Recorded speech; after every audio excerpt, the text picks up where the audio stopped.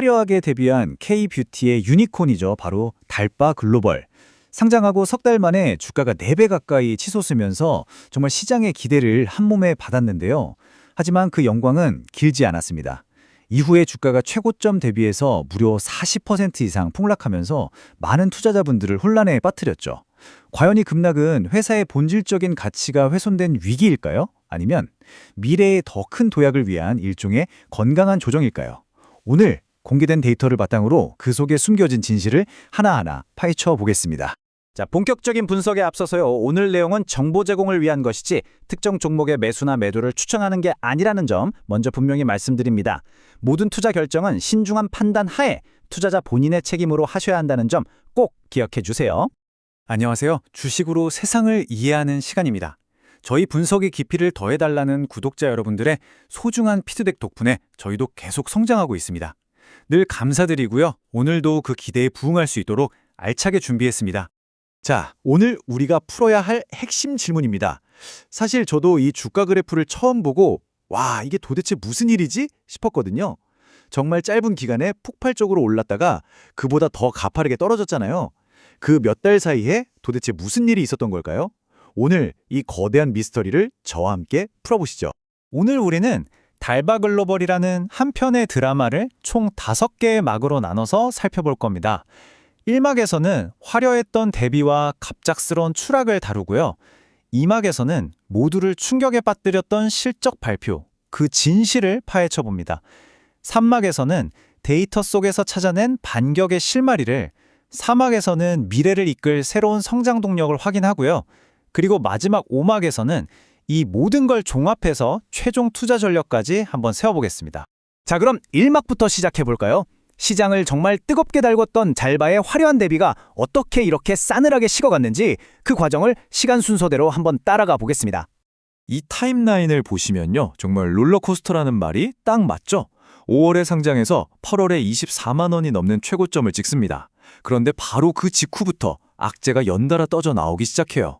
2차례에 걸친 보호회수 물량 해제. 이게 뭐냐면 초기에 투자했던 기반들의 주식이 시장에 매물로 쏟아져 나올 수 있다는 오버행 부담감이거든요. 이게 주가를 짓누르기 시작했고 결정타로 11월에는 시장의 기대를 한참 밑도는 3분기 실적이 발표됐습니다.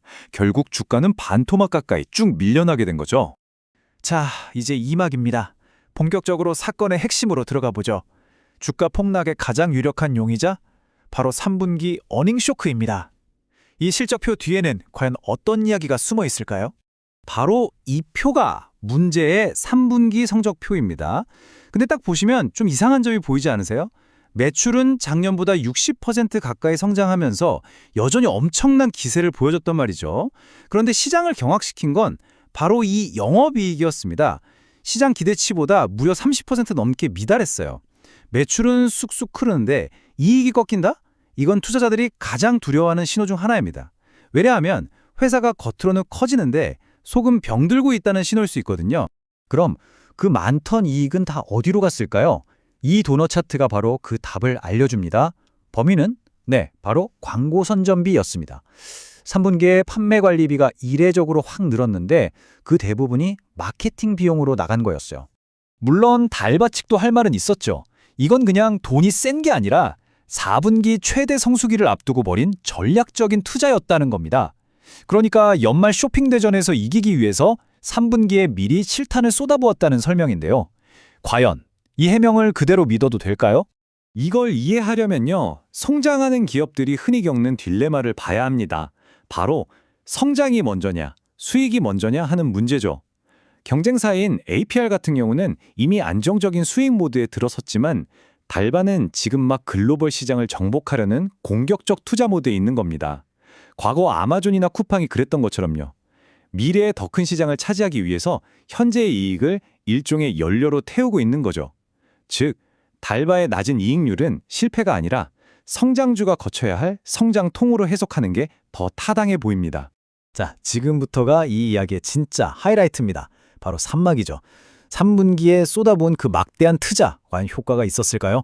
그 모든 것을 증명하는 데이터, 바로 아마존 블랙 프라이데이 데이터에서 그 실마리를 찾았습니다. 반격의 서막이 여기서 열립니다. 첫 번째 증거입니다.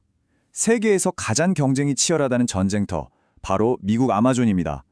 작년에 71위에 머물렀던 대표 제품이 올해 블랙 프라이데이에는 무려 22위로 수직 상승했습니다.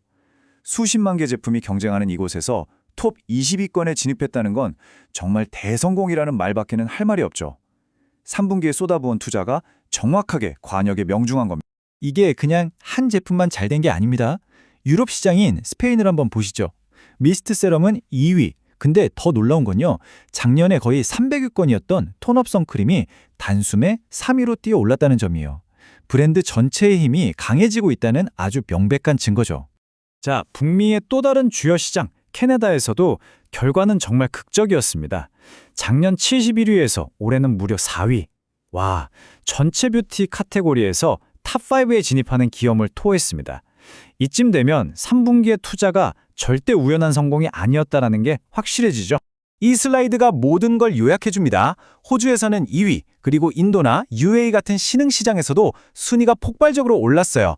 결국 3분기의 그 어닝 쇼크는 사실 4분기의 어닝 서프라이즈를 위한 아주 치밀하게 계획된 한 수였다는 결론이 나옵니다. 자, 이제 사막으로 넘어가 보겠습니다. 단기적인 실적에 대한 미스터리는 풀렸어요. 그럼 이제 한 걸음 더 나아가서 2026년 그 이후에 달바의 성장을 이끌어갈 다음 동력은 과연 뭘까요? 더 큰 그림을 한번 살펴보겠습니다. 첫 번째 성장 인지는 바로 온라인에서의 인기를 오프라인의 자산으로 바꾸는 오프라인 확장입니다. 미국에서는 코스트코와 1,300개가 넘는 매장을 가진 얼타뷰티에 입점하고 일본에서는 이미 매장 수가 4,000개를 넘어섰습니다. 이건 변동성이 큰 온라인 트래픽에만 의존하지 않고 꾸준한 현금 흐름을 만들어내는 안정적인 유통망으로 무게중심을 옮기겠다는 아주 강력한 신호라고 볼 수 있습니다. 두 번째 엔진은 달바는 미스트 원툴 아니야 하는 우려를 완전히 불식시킬 제품 다각화입니다. 선크림 라인을 성공적으로 안착시켜서 매출의 23%를 차지하는 제2의 캐시카우로 키웠고요. 이제는 뷰티 디바이스와 먹는 화장품인 이너뷰티까지 영역을 넓히고 있습니다. 하나의 히트 상품에 회사의 운명을 걸지 않겠다는 아주 현명한 리스크 관리 전략이죠. 자, 드디어 마지막 오막입니다. 지금까지 긍정적인 측면을 많이 봤는데요. 진짜 노련한 투자자는 언제나 동전의 뒷면, 그러니까 리스크를 먼저 점검하죠. 최종 판단을 내리기 전에 우리가 반드시 짚고 넘어가야 할 부분입니다. 기회 요인은 명확합니다. 비건 뷰티라는 거대한 트렌드, 그리고 전 세계에 잘 분산된 포트폴리오가 있죠.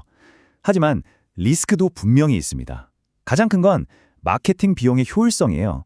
지금처럼 돈을 쏟아부어서 성장을 만드는 전략이 언제까지 유효할지, 즉 밑빠진 독에 물 붓기가 되지는 않을지 계속해서 증명해야 하는 과제가 남아 있습니다. 여기에 지정학적 관세 문제나 환율 변동성 같은 거시적인 변수도 항상 고려해야 하고요. 그렇다면 이 모든 걸 감안했을 때 현재 주가는 어떤 수준일까요? 향후 12개월 예상 실적을 기준으로 한 주가 수익 비율, 그러니까 PER이 약 21배 수준입니다.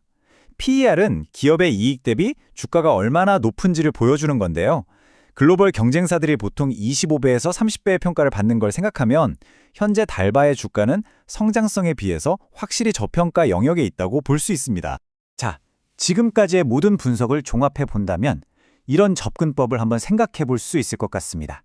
단기적으로는 4분기 실적 발표라는 명확한 호재를 앞두고 현재 가격대에서 분할로 매수하는 전략, 그리고 장기적으로는 2026년의 오프라인 확장과 제품 다각화의 결실이 이익률 개선으로 나타나는 걸 확인하면서 보유하는 전략, 이렇게 나눠볼 수 있겠네요. 최종 결론입니다. 달바 글로벌이 겪고 있는 현재의 주가 부진은 기업의 본질이 훼손된 위기가 아닙니다. 오히려 글로벌 뷰티 리더로 발돋움하기 위해 반드시 거쳐야 할 건강한 성장통으로 해석됩니다. 여러분은 이 성장통의 끝을 어떻게 보고 계신가요? 오늘 분석이 달바 글로벌을 둘러싼 안개를 걷어내는데 도움이 되셨기를 바랍니다. 앞으로도 이렇게 데이터에 기반한 깊이 있는 분석으로 찾아뵐 수 있도록 구독과 좋아요로 많은 응원 부탁드립니다. 이상 주식으로 세상 이해하기였습니다.